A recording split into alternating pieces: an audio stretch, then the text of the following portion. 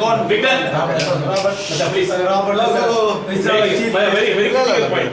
இல்ல அந்த வருஷம் October 17 Saturday my wife passed out 95 MSc physics batch. அவங்க எல்லாமே வந்து ஃபிஃப்த் ஃபேமிலி வந்து தே பிளான்ட் அவுட் கொஞ்ச நாள் அதே மாதிரி 1 இயர் கிட்ட பிளான் பண்ணிருந்தாங்க.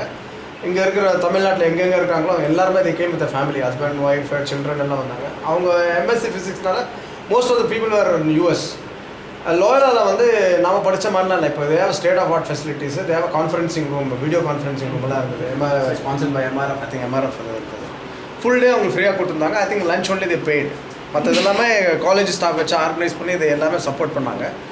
அந்த ஆஃப்டர்நூன் செஷன்லாம் பார்த்தீங்கன்னா அமெரிக்காவில் இருக்கிறவங்க எல்லாருக்கும் இன்ஃபார்ம் பண்ணிவிட்டு அவங்க வீட்டில் வெப்கேம்லேருந்து வந்தால் இங்கே பெரிய ஸ்க்ரீனில் தவிர they will be able to C the families here, they were interacting almost மதியானம் ஆரம்பிச்சு 5-6 மணி வரையும் அந்த கதை they were having the fun, what happened அதெல்லாம் வந்து அவங்க சில்ட்ரன் அவங்க பெட்ரூம்லேருந்து வெப்கேமில் வந்து எல்லாம் பேசிட்டு இருந்தாங்க.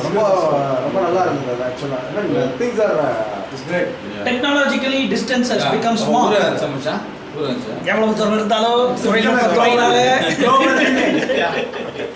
அதே மாதிரி each family they came and introduce what எல்லாம் பண்ணுறாங்க.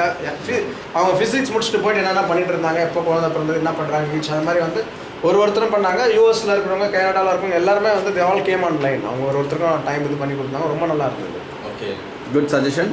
Let us try to encourage. It's so important we should do that. நம்மள அதவே பண்ணமா இல்ல. Hopefully we don't have to think about it because 3G எல்லாம் வரிசை இப்போ it is getting launched. So probably we will be able to do it. We will try to get as many people in. Those who cannot really make it for 2050, we will have 3G. Yeah.